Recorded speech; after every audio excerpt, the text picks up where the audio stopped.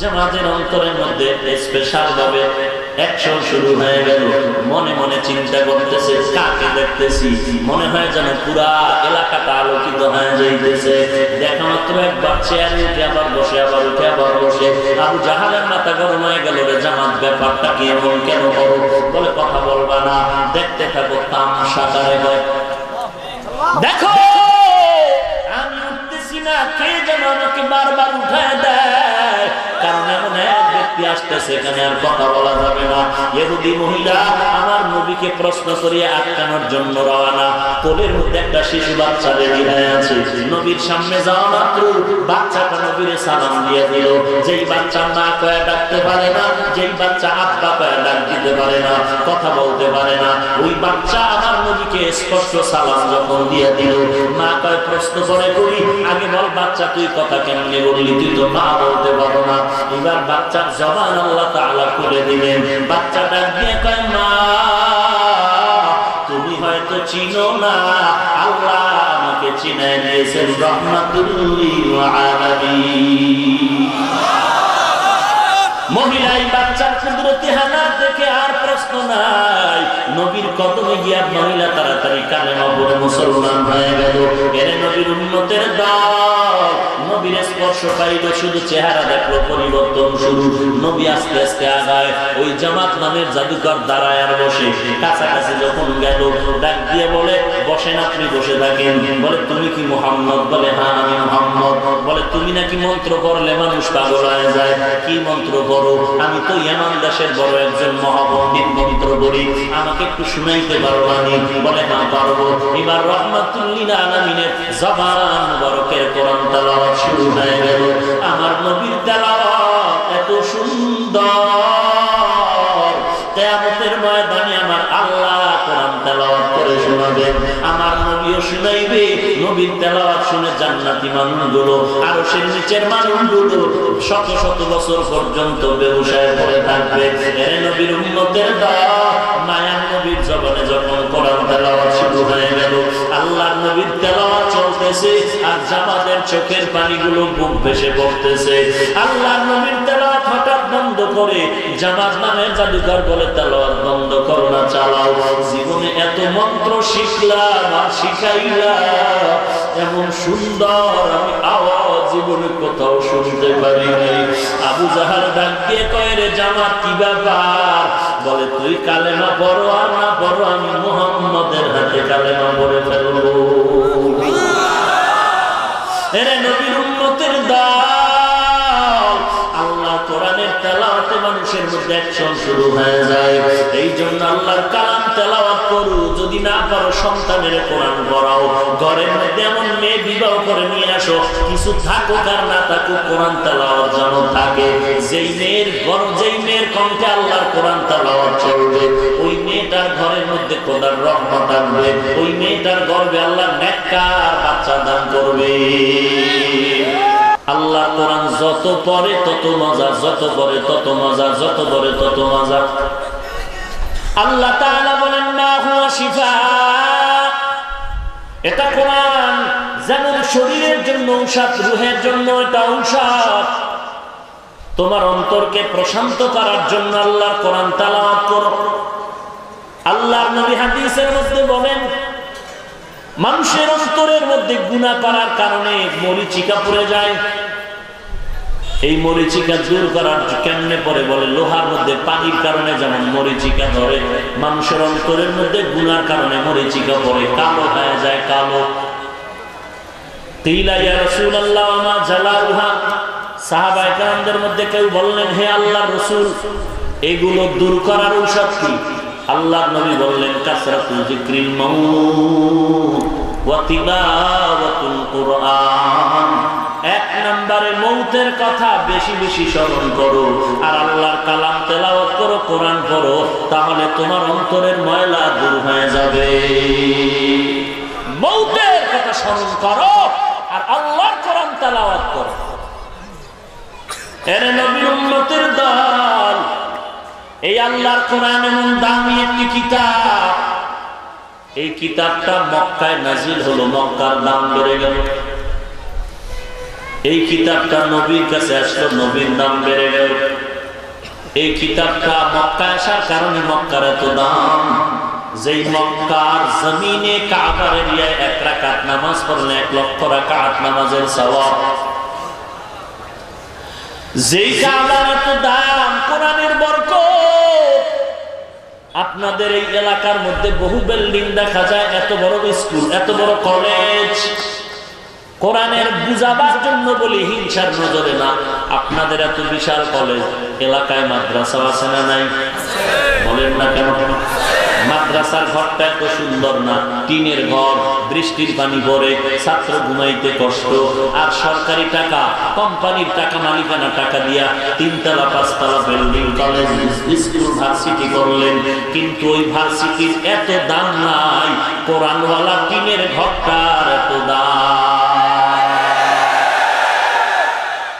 এরা নবীর উম্মতের দল, কোটিপতি, টাকা পয়সা, এমপি, মন্ত্রী মহোদয়, এত টাকার মালিক,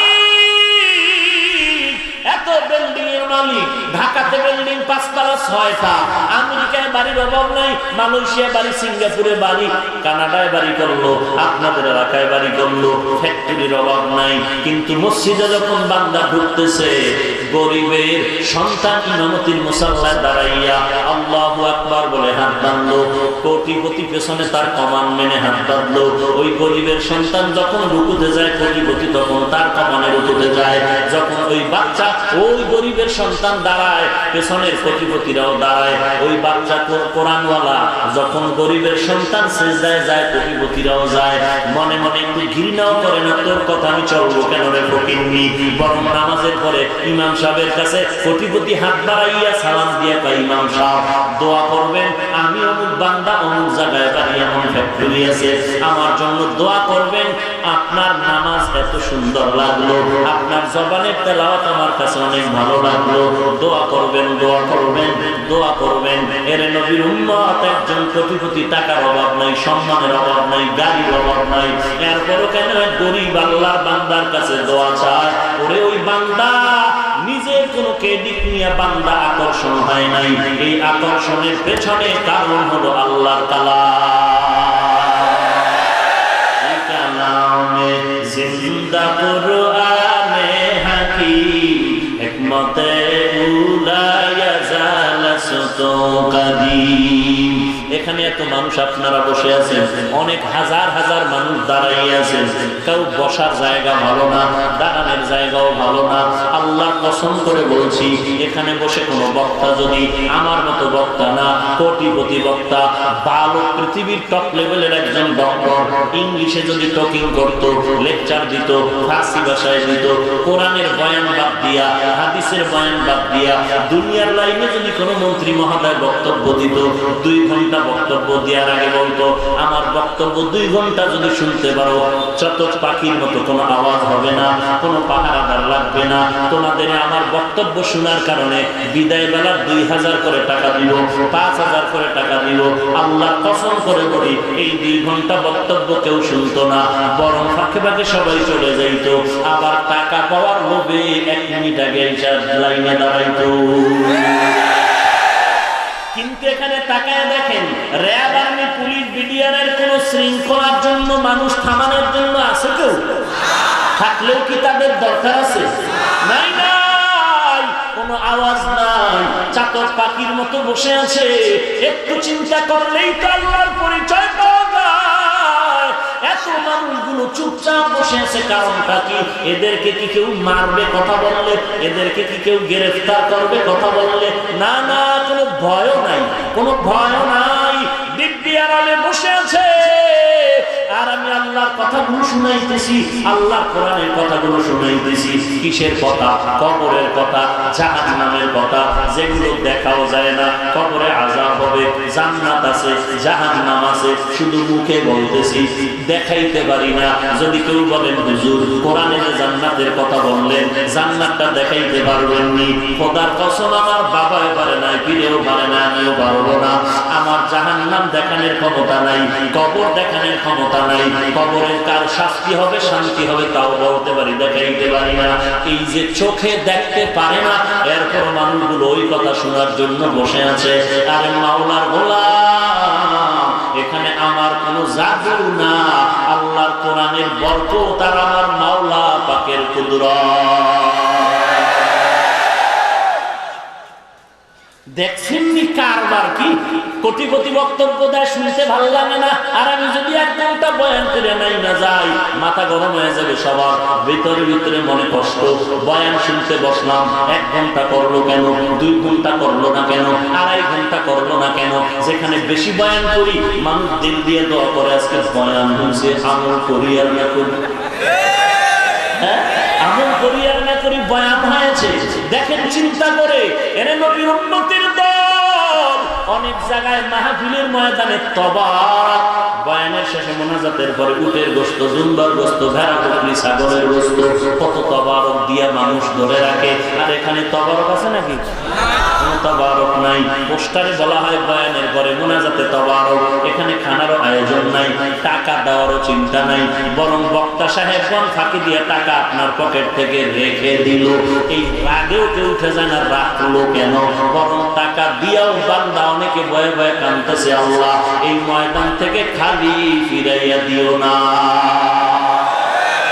এরে নবীর উম্মতের দল, এই জন্য তো আল্লাহ বারবার বলেন আফালা তাতাফাক্কারুন, আফালা তাআকিলুন, আফালা তুবসিরুন। ও বান্দা, আমি গরু ছাগলের জ্ঞান, চিন্তা করার জ্ঞান দেই নাই, মানুষকে দান করেছি। একটু চিন্তা করিয়া করিয়া আল্লাহর পরিচয়টা নাও রে গোলাম। এরে নবীর উম্মতের দল, আল্লাহর কালাম একটা অক্ষর পড়বা 10টা নেক আমলনামায় জমা হবে। আল্লাহর কালাম পড়বা না, শুধু তাকাইয়া দেখবা, তাতেও আমলনামায় সওয়াব। এরে নবীর উম্মতের দল, কোরআন এমন একটা দামি কিতাব, 133টা দেশের মধ্যে 52টা দেশের মধ্যে আমার বাংলার সমাজ ছেলে প্রতিযোগিতা দিয়ে কোরআন পড়িয়া 1 নাম্বার পুরস্কার পাইল। এর নবীর উম্মতের দল, এই 30 পারা কোরআন সিনার মধ্যে আল্লাহ ঢুকায় রাখলেন। বাংলা ভাষা শিখার জন্য একটা বই পড়ছিলাম, বইয়ের নাম আদর্শ। আপনারা পড়েন না? পৃষ্ঠার সংখ্যা 10টা। কয়টা? বাংলাদেশে একজন মানুষ বের করেন আদর্শ লিপির 10 পৃষ্ঠার একজন হাফেজ পাবেননি। কথা বলেন না? দুনিয়াতে এত কিতাব, গীতা, রামায়ণ, ত্রিপিটক, বেদ, ব্যবস্থা, দীঘানিকা, তাওরাত, জবুর, ইনজিল, মহাভারত, রামায়ণ, এত কিতাব আছে। ধর্মবিদর্মীদের অনেক কিতাব, একজন হাফেজ দুনিয়াতে নাই। আর আল্লাহর কোরআনের হাফেজ গ্রামে গ্রামে শত শত। আদর্শ লিপি বইয়ের একটা 10 পৃষ্ঠার হাফেজ নাই, আর 30 পারা কোরআন সিনার মধ্যে ঢুকায় রাখলো। হাফেজ সাহেব, আমার পেটের মধ্যে রোগ, আমার কিডনি ব্যথা করে, আমার পেটে ব্যথা করে। একজন বড় লোক বলে আয় করে পুরো বডিটারে চেক আপ করায় দেই। হাফেজ সাহেব মেশিনের মধ্যে ঢুকায় দিল, কম্পিউটারের স্ক্রিনে দেখায় দিল বডির উপরে কি আছে, বডির পুরো ভেতরের মধ্যে কি আছে, কোথায় কি স্পট আছে, কি সমস্যা, কম্পিউটারের স্ক্রিন সব বলে দিল। মাথাটারে চেক আপ করলো, মাথার মধ্যে কোনো সমস্যা আছে কিনা কম্পিউটার দেখাইতেছে সব স্পষ্ট। কিন্তু আজ পর্যন্ত কোনো আধুনিক বিজ্ঞানীরা মেশিন বের করতে পারে নাই। হাফেজ সাহেবের মেশিনে ঢুকাইয়া বডির ভেতর বাহির সব দেখাইতে পারলি। ওই হাফেজের কোরআন শরীফ 30 পারা কোন জায়গায় আছে দেখাইতে পারলি না। কালামে জিন্দা কোরআনে হাকিম, হিকমতে লা ইয়াজাল সুতু কদিম, জামিউল ইলম ফিল কোরআনে হাকিম, তাকাসারাত আনহু আফহামুর রিজালি। কপাল বড় খারাপ, আজকে সেই মুসলমান কোরআন পড়তে জানলাম না। আল্লাহর কোরআন যে কত মজার কিতাব, আজকে মাঝে মাঝে নামাজের পরে যদি সময় পাও কোরআনটা খুলে একটু তাকায় তাকায় দেখিও, দেখবা দিনটা এমন শান্ত লাগে। কোরআনের দিয়ে তাকায় যদি থাকো, আমার মাওলা তোমার আমলনামায় দেখার বরকত বরকত দান করবে, সওয়াব দান করবে। এই কোরআন এত সুন্দর, মাঝে মাঝে ইউটিউবে ঢুকিয়া যুবক গান শুনিস না, তোর পায়ে হাত ধরিয়া বলি, গান শুনলে তোর গুনাহ হবে আর কিছুই হবে না, তোর কবরওয়ালাদের কবরে আযাব হবে। তুই যদি ইউটিউবে ঢুকতে চাও, আল্লাহর কোরআন একটু তেলাওয়াত শুনতে থাক। ওই মক্কার ইমামের তেলাওয়াত এত সুন্দর, মদিনার ইমাম সাহেবদের তেলাওয়াত এত সুন্দর, হাফেজে কোরআনের তেলাওয়াত এত সুন্দর, চোখের পানি ধরে রাখা যায় না রে বান্দা। আল্লাহর কালাম শিখলি না, একটু শুনিয়া শুনিয়া বরকত নাও, হতে পারে এটাও নাজাতের ওসিলা হয়ে যাবে। ও কপাল পরা, পড়লি না কোরআন, দেখলি না কোরআন, বিরোধিতা করো। সেই কোরআনের বিরোধিতা করো, কোরআনওয়ালার বিরোধিতা করো। মাদ্রাসার বিরোধিতা করা মানে কোরআনের বিরোধিতা করা, আলেমের বিরোধিতা করা মানে ওলামায়ে কেরামের মধ্যে আছে কোরআনটা, কোরআনের বিরোধিতা করা। এরে নবীর উম্মতের দল, ওরে নবীর উম্মত, আলেমদের বিরোধিতা করিও না, কোরআনওয়ালার বিরোধিতা করবা না। কারণ কোরআনওয়ালার এত দাম, এদের চেহারা দিয়ে তাকাইলেও সওয়াব হবে। وَنُنَزِّلُ مِنَ الْقُرْآنِ مَا هُوَ شِفَاءٌ وَرَحْمَةٌ لِّلْمُؤْمِنِينَ। আল্লাহর কালাম এত সুন্দর, আল্লাহ বলেন এটা ঔষধ। এই ঔষধ সেবন যত বেশি করবা, তোমার রোগ আর কাছে আসতে পারবে না। অতএব বেশি বেশি কোরআন তেলাওয়াত করা দরকার। পারেন না, সন্তানের কোরআন শিখান। এই কোরআন এত দামি। সুলতান মাহমুদ গজনবী রহমাতুল্লাহি আলাইহি, জগতের বড় একজন বিচারপতি, একজন বাদশা, মাহমুদ গজনবী এত বড় দামি ব্যক্তি। এক হি সাফ মে খাড়ে হো গয়ে महमूद आयाज, एक ही सफ में खड़े हो गए महमूद आयाज। न कोई बंदा रहा, न कोई बंदा है नवाज, न कोई बंदा है रवा, न कोई बंदा है नवाज। একজন বড় বুজুর্গ সুলতান মাহমুদ গজনবী ইন্তেকালের পরে ঘুমের ঘরে স্বপ্ন যোগে কারোর সাথে মোলাকাত হয়ে গেল। স্বপ্ন যোগে জিজ্ঞাসা করা হলো, গজনবীর বাদশা মাহমুদ, আপনার সাথে কবরে কেমন ব্যবহার হলো? বলে, আল্লাহ তাআলা আমাকে মাফ করে দিয়েছে। কিসের কারণে মাফ করেছেন? মাহমুদ গজনবীর বাদশা ডাক দিয়ে কয়, কোরআনের বরকত, কোরআনের আজমতের কারণে, সম্মানের কারণে আল্লাহ আমাকে মাফ করেছেন। বলে কি বল? সুলতান মাহমুদ বলতেছেন, আমি একদিন কোথাও সফরে রওনা হয়ে এক বাড়িতে মেহমান হয়ে গেলাম। মেহমান হওয়ার পরে রাতের বেলা আমাকে এমন একটা জায়গায় দিল থাকার জন্য, যেখানে থাকতে হবে ওই রুমের মধ্যে কোরআন শরীফ আছে, একটু নিচু জায়গায়। এখন আমার মাথা গরম হয়ে গেল, আমি এখানে কেমনে পাও বিছাইয়ে ঘুমাই? এখানে তো আল্লাহর কোরআন আছে। চিন্তা করলাম, কোরআনটারে অন্য জায়গায় আমি রাখিয়া দেই, এরপরে রুমের মধ্যে ঘুমাই। যখন কোরআনটা হাতে নিয়ে অন্য রুমের মধ্যে চলে গেলাম, অন্তরে বাধা আসলো, ওরে কোরআনের দাম তো আমার থেকে অনেক বেশি, কোরআন তো দূরে সরাবার কোনো কায়দা নাই। উচিত হলো কোরআনের জায়গায় কোরআন সম্মানের সাথে থাকবে। আমি পারলে ভালো জায়গায় ঘুমাবো, না হয় নিম্ন জায়গায় গিয়ে ঘুমায় থাকবো। আল্লাহর বান্দা কোরআন নিয়ে আবার ফেরত আসলেন, ওই কোরআন আবার ওই জায়গা মতো রাখিয়া এরপরে অন্য জায়গায় মাটির মধ্যে বিছানা করিয়া শুইয়া পড়লেন। আল্লাহর কাছে আমলটা এত মজা লাগছে। মাহমুদ বলেন, আল্লাহ এই বরকতে আমাকে মাফ করে দিয়েছে। আল্লাহর কোরআনের আজমাত এত সম্মান। মুফাসসিরিনে কেরাম বলেন, আল্লাহ তাআলার যেমন 99টা নাম আছে, কোরআন শরীফেরও 99টা নাম আছে। এর মধ্যে 5টা নাম আছে প্রসিদ্ধ নাম।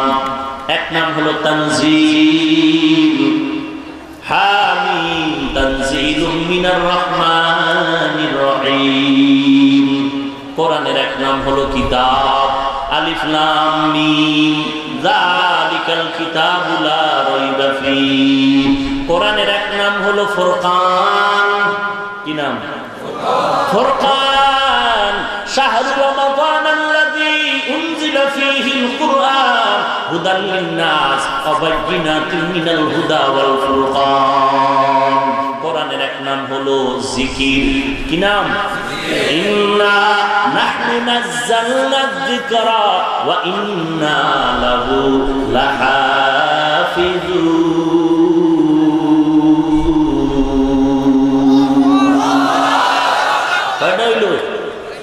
কথা না চারটা নাম হলো। 5 নাম্বার কোরআন নাম বাল হুয়া কোরআন মাজিদ ফি লাউহিন মাহফুজ। এই কোরআন এত দামি কেন? বলে দামি দলিল কোরআন শব্দটা নিজেই, কোরআন শব্দটা নিজেই তার প্রমাণ দেয় আমি দামি। বলে কেমনে?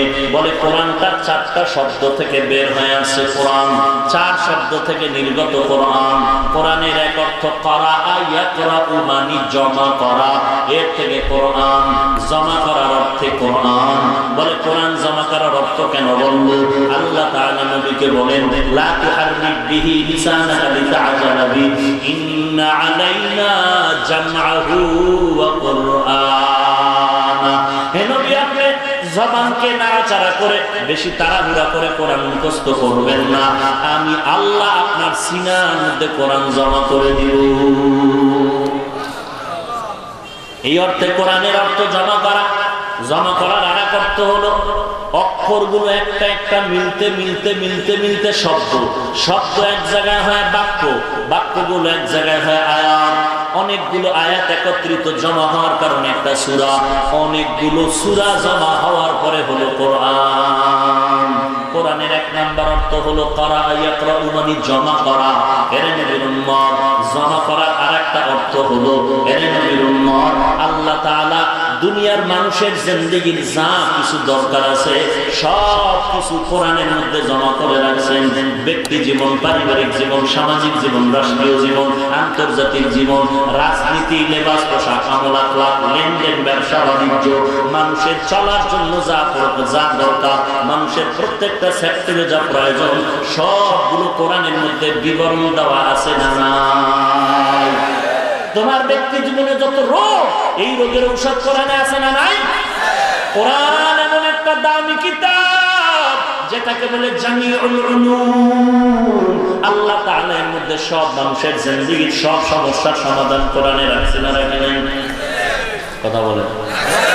ব্যক্তি জীবন, পারিবারিক জীবনের সমস্যা, শুধুমাত্র একটা দিক থেকে কোরআন দুর্বল। কয় দিক থেকে? খেয়াল করতেছেন না ঘুমাইতেছেন? কোরআন শরীফের সব বিষয় আছে না নাই? কমপ্লিট নাকি আনকমপ্লিট? পরিপূর্ণ নাকি অপূর্ণ? একদিক থেকে কোরআন শরীফ দুর্বল, অপূর্ণ। তাদের কথায় যারা বলে রাষ্ট্রের ব্যাপারে কোরআনে কিচ্ছু নাই, তাহলে বুঝা গেল সব দিক থেকে কোরআন পারফেক্ট, একদিক থেকে কোরআন দুর্বল। কি বলছেন আপনারা? আলহামদুলিল্লাহ। আরো জোরে বলেন।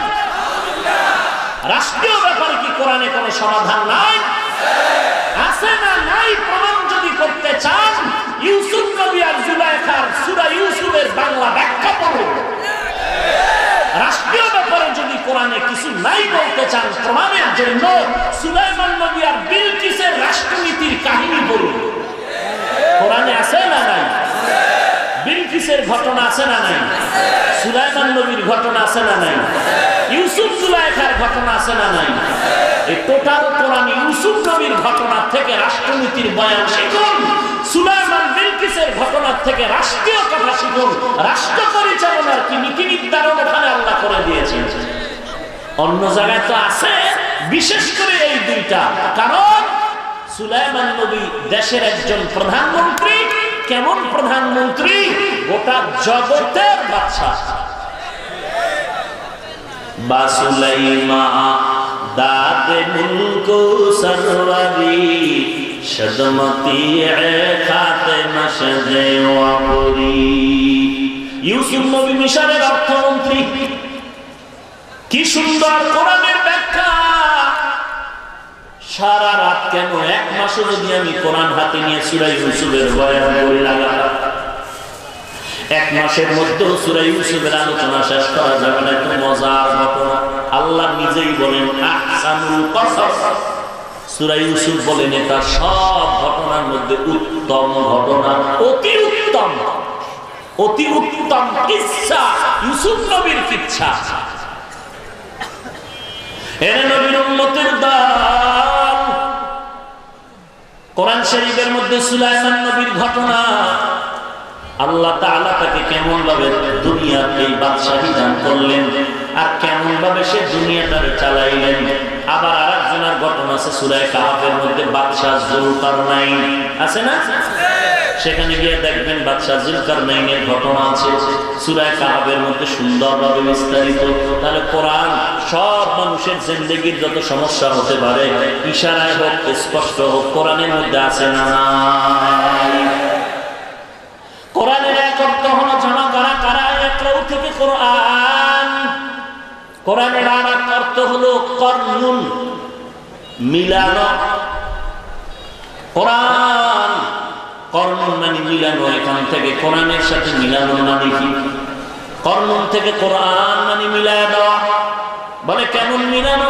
কোরআন শরীফের মধ্যে মানুষের যত আয়াত আল্লাহ মানুষের সম্পর্কে নাজিল করছেন, আয়াতগুলো মিলায় মিলায় নাজিল করছেন কবিতার আকারে।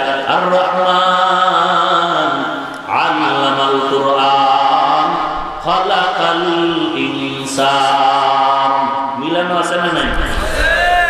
আলহামদুলিল্লাহি রাব্বিল আলামিন আর রহমানির রহিম মালিকি ইয়াউমিদ্দিন ইয়্যাকা না'বুদু ওয়া ইয়্যাকা নাস্তাঈন ইহদিনাস সিরাতাল মুস্তাকিম সিরাতাল লাযীনা আন'আমতা আলাইহিম গায়রিল মাগদুবি আলাইহিম ওয়ালাদ-দাল্লিন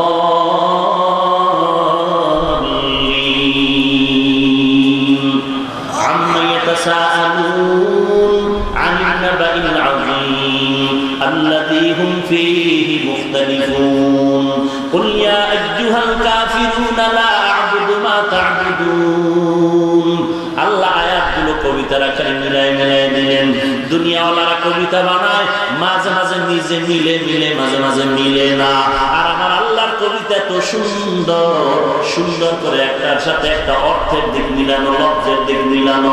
আল্লাহর কোরআনের মতো সুন্দর মিলানো কিতাব আর নাই। এক নাম্বার মিলানোর ব্যাখ্যা। আর এক ব্যাখ্যা হলো, এরে বান্দা যেখানে আল্লাহ ঈমানের কথা বলছেন ওখানে আমলের কথা মিলায় মিলায় বললেন। যেখানে জান্নাতের কথা, পাশে আল্লাহ জাহান্নামের কথা মিলায় দিলেন। এরে নবীর উম্মতের দল, আল্লাহর কালাম মিলায় মিলায় দিলেন।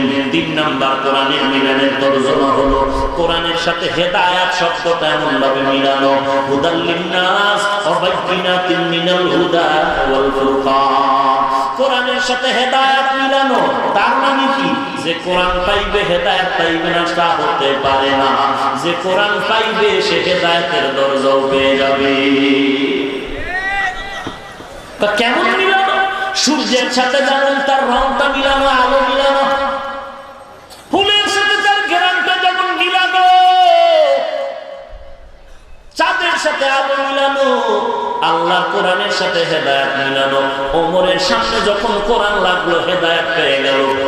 কথা ঠিক নেই? হেদায়েত কোরআনের সাথে মিলানো। তবে মিলানোটার ভাবটা কি? সূর্যের মতো নাকি? বলে না না, সূর্যের সাথে আলোটা মিলানো আছে, এক সময় আলো থাকবে না, ভিন্ন হতে পারে। ফুলের সাথে ঘ্রাণটা মিলানো আছে, কোন এক সময় ঘ্রাণটা মেলান হয়ে যাবে, থাকবে না। কিন্তু কোরআনের সাথে হেদায়েতটা যেমন মেলানো আছে, এটা কখনো ভিন্ন হতে পারবে না। এরে নবীর উম্মতের দল, এজন্য আল্লাহর কোরআন সিনায় লাগাও, আল্লাহর কোরআন বেশি বেশি তেলাওয়াত করো। আল্লাহর কোরআন যত পড়বা তত মুমিনের ঈমানটা তাজা হতে থাকবে। আল্লাহর ঘরের মধ্যে কোরআন তেলাওয়াত হবে, আল্লাহর কথা, তখন ঘরের মধ্যে রহমত নাজিল হবে। যেই জায়গায় কোরআন তেলাওয়াত হবে ওই জায়গায় আল্লাহর রহমত নাজিল হবে। যেই ময়দানে কোরআনের বয়ান চলবে, এই ময়দানে কোরআনের বয়ান চলার কারণে রহমতের ফেরেশতারা এই পুরো মাঠটাকে ঘেরাও করে আছে। আল্লাহ তাআলার আরশ পর্যন্ত তাদের লাইন লাগানো। খারাপ লাগছে? আল্লাহর কোরআন এত দামি একটি সম্পদ, এই কোরআনের আওয়াজ কি বন্ধ করা যাবে? হেফাজত কে করবেন? আল্লাহ হেফাজত করবেন। কেউ যদি বন্ধ করে দিতে চায় ও নিজেই বন্ধ হয়ে যাবে। আল্লাহর কোরআন করতে পারবে না। হাফেজ কোরআনের উপরে আসমান থেকে আইসা জমিনের উপর থেকে বিমানে অথবা হেলিকপ্টারে এসে বম্বিং করলো, হাফেজ সাপ মরে গেল, মনে করছে কোরআনের আওয়াজ বন্ধ হয়ে গেছে। না রে বাবা, সব জিনিসে আঘাত করলে বন্ধ হয় না। জোয়ারের পানিতে বাদ দিলে পানির জোর বেড়ে যায়, ইমানদারের ইমানের উপর আঘাত করলে ইমান আল্লাহর শক্তি বেড়ে যায়। এটা ঠিক নেই। যতই কোরআন বন্ধ করার জন্য চেষ্টা করেছে, মাদ্রাসা কমছে না বাড়ছে? যতই বন্ধ করার চিন্তা করে ততই মাদ্রাসা বেড়ে যায়। ওরে কওমি মাদ্রাসারে গালি দেওয়ার কারণে, বাধা দেওয়ার কারণে বাড়তেছে। ওয়াজ মাহফিল হবে না, হবে না, হবে না। যত বাধা দেয় ততই এলাকার মানুষ রেডি হয়ে যায়, করবই করব। এবছর একদিন, আগামী বছর 2 দিন, পরের বছর 3 দিন। এর নবীর উম্মতের দল সব জিনিস বাধা দিয়ে রাখা যায় না, কারণ এই কোরআনের সুইচ আমার মাওলার কুদরতের হাতের মধ্যে। এই সুইচ বন্ধ করা যাবে না। যারা কোরআনের বাতি নিবানের জন্য হাতটা বাড়াবে তার হাতটা পুড়িয়ে যাবে, যার মেধা খরচ করবে তার মেধা নষ্ট হয়ে যাবে। যে কারণে আমরা দেখতে পাই কোরআনের বিরোধিতা করার কারণে অনেক মানুষ রাস্তার পাগল হয়ে ঘুরতেছে। আল্লাহর কালাম বন্ধ করা যাবে না। এরে নবীর উম্মতের দল, আমার নবী কোরআন তেলাওয়াত করে শুনিয়া শুনিয়া বেঈমানরা কালেমা পড়তেছে। আবু জাহেলের মাথাটা গরম হয়ে গেল, মুহাম্মদের এই কোরআন তেলাওয়াত বন্ধ করা লাগবে। ইয়ামান দেশ থেকে জাদুঘর ভাড়া কইরা নিয়ে আসছে মুহাম্মদের তেলাওয়াত বন্ধ করার জন্য। ইয়ামান থেকে জাদুঘর নিয়ে আসছে, জামাত নামের জাদুঘর। জাদুঘর আসার পরে এত বড় পণ্ডিত কোটি টাকার পাওয়ার দিয়া পুরস্কারের ঘোষণা দিয়া হলো। এইবার আবু জাহাল বিশাল সিংহাসনে বসাইল, বলে মুহাম্মদ নামের আব্দুল্লাহর ভোলা কি যেন মন্ত্র পড়ে, মানুষ শুনলেই পাগল হয়ে যায়। বলে মুহাম্মদের দেখা দরকার, মুহাম্মদের মন্ত্রগুলো শোনা দরকার। এরপর আমি একটা একটা মন্ত্র তার কেটে দিব। আবু জাহাল বলে তার ডাকা হোক, বলে হ্যাঁ ডাকা হোক। চেয়ারে বসে আছে জামাত নামের জাদুঘর, আবু জাহাল পাশের মধ্যে বসে আছে। রাহমাতুল লিল আলামিন খবর পাইয়া দৌড়াচ্ছেন, মনে মনে চিন্তা, আবু জাহাল ডাকলো কেন? মনে হয় কালেমা পড়তে চায়। কালেমা পড়তে চান? বাবা কপাল পড়া। আল্লাহর নামে যখন আসতেছে, মুলকি আমনের জাদুকর দূরের দিকে তাকিয়ে দেখতেছে, মনে হয় চাঁদের থেকে আলোকিত চেহারা। রাহমাতুল লিল আলামিন, যার চেহারা তো বরকতের চেহারা। নবীর সাহাবী বলতেছে, জোনাকির আলোর দিকে আমি তাকাইয়ে দেখতেছি, আর নবীর চেহারার দিকে তাকাই। আমি বারবার তাকায় দেখি চাঁদের থেকে আমার নবীর চেহারা বরকতপূর্ণ বেশি। ওগো নবীর উম্মতেরা, হয়ে আজি দিশাহারা, কোরআন হাদিসের চলো যখন যাহা চায় মনে, নবী বিনে কে দাঁড়াবে পুলসিরাত মিজানে, নবী বিনে কে দাঁড়াবে পুলসিরাত মিজানে। চলো চলো চলো মুমিন চলো নবীর সন্ধানে, নবী বিনে কে দাঁড়াবে পুলসিরাত মিজানে, নবী বিনে কে দাঁড়াবে পুলসিরাত মিজানে। নবী আমার জীবন ভাবে,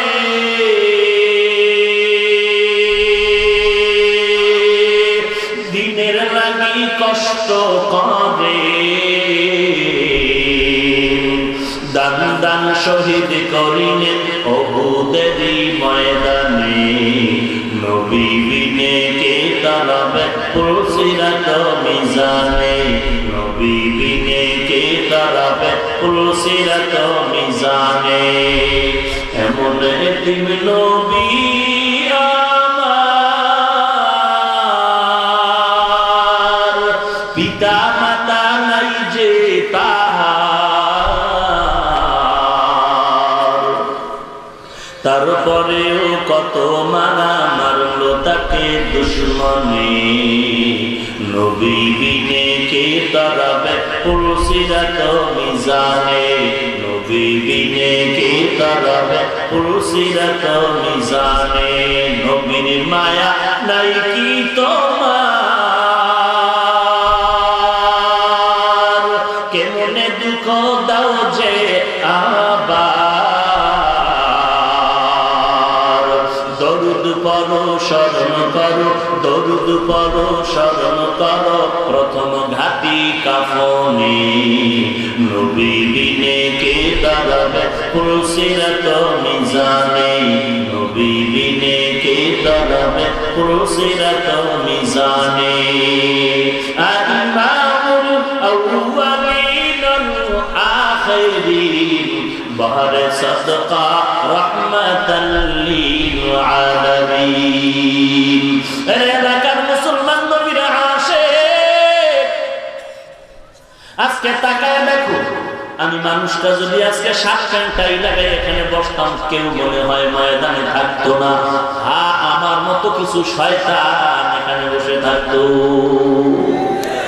এরে নবীর উম্মতের দল আজকে এই মর্যাদা এত সম্মানের পেছনে কারণ কি মাথায় নবীর আদর্শের টুপি গালের মধ্যে নবীর আদর্শের দাড়ি পোশাকটা নবীর আদর্শের পোশাক আমার নবীর পোশাকটা এত সুন্দর চিন্তা করে দেখো না জানি আমার নবী কত সুন্দর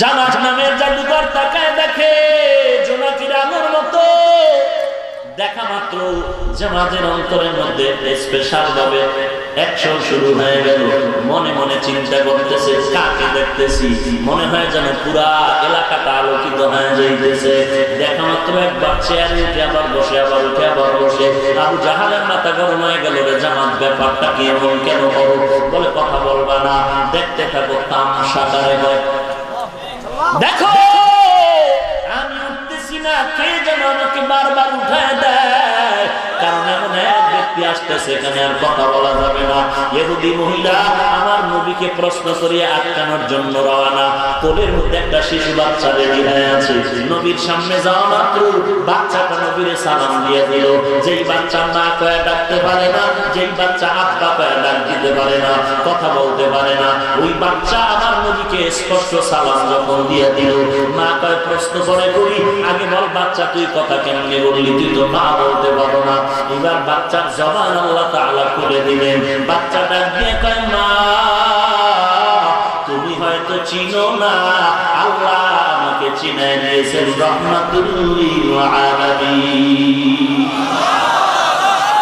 মহিলাই বাচ্চার কুদরতি হানাত দেখে আর প্রশ্ন নাই নবীর কদমে গিয়া মহিলা তাড়াতাড়ি কালেমা পড়ে মুসলমান হয়ে গেল এরে নবীর উম্মতের দল নবীর স্পর্শ পাইল শুধু চেহারা দেখলো পরিবর্তন শুরু নবী আস্তে আস্তে আগায় ওই জামাত নামের জাদুকর দাঁড়ায় আর বসে কাছাকাছি যখন গেল ডাক দিয়ে বলে বসেন আপনি বসে থাকেন বলে তুমি কি মুহাম্মদ বলে হ্যাঁ আমি মুহাম্মদ বলে তুমি নাকি মন্ত্র পড়লে মানুষ পাগল হয়ে যায় কি মন্ত্র পড়ো আমি তো ইয়ামান দেশের বড় একজন মহাপণ্ডিত মন্ত্র পড়ি আমাকে একটু শুনাইতে পারো আমি বলে হ্যাঁ পারবো এবার রাহমাতুল লিল আলামিনের জবান মুবারকের কোরআন তেলাওয়াত শুরু হয়ে গেল আমার নবীর তেলাওয়াত এত সুন্দর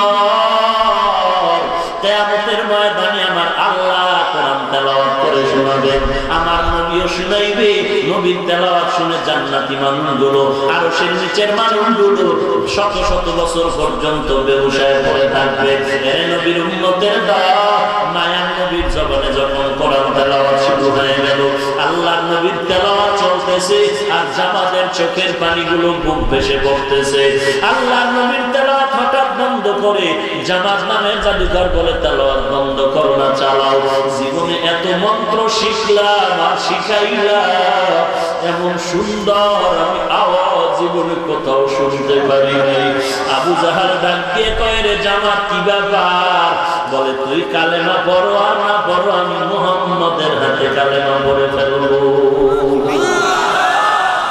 এরে নবীর উম্মতের দল আল্লাহ কোরআনের তেলাওয়াতে মানুষের মধ্যে অ্যাকশন শুরু হয়ে যায়।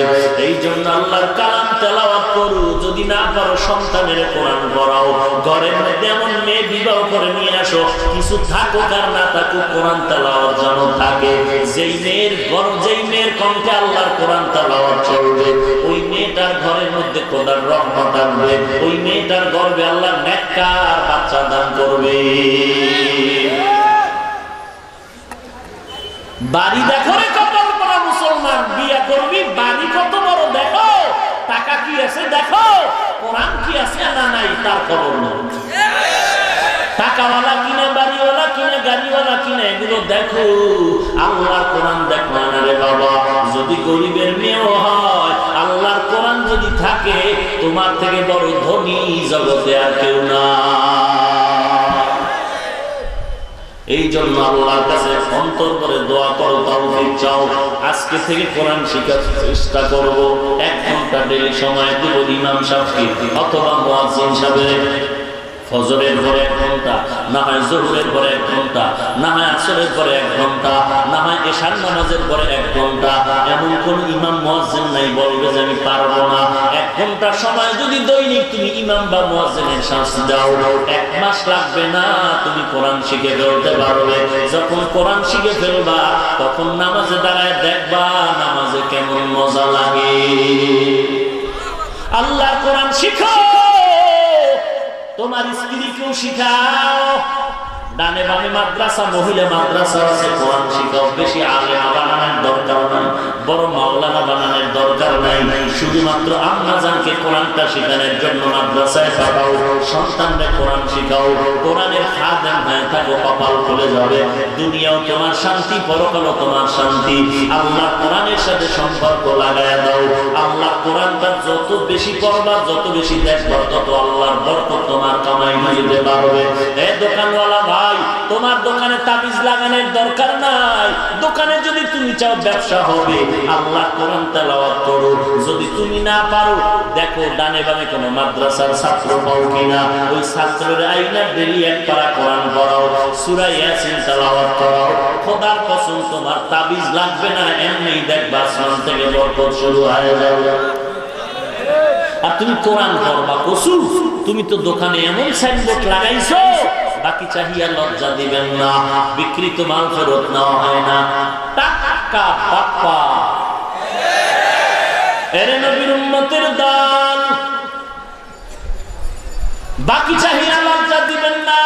ফেরত বিক্রি করা মাল ফেরত নেওয়া হয় না। এটা তো মদিনার ইসলাম না, নবীর তরিকা না। নবীর তরিকা বিক্রি করা মাল ফেরত দিতে হবে। যদি বান্দার টাকায় পরে ফেরত নিতে চাই, দিতে হবে। দিলে লাভ কি?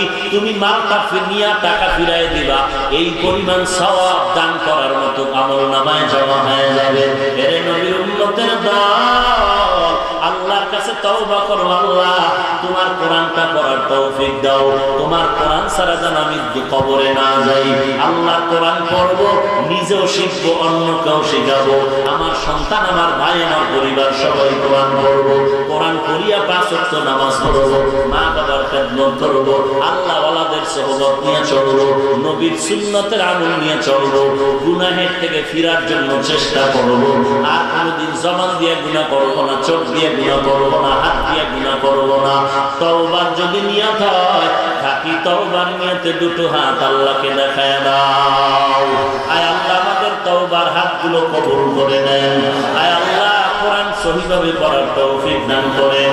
নবীজির আদর্শওয়ালা জিন্দেগি দান করেন।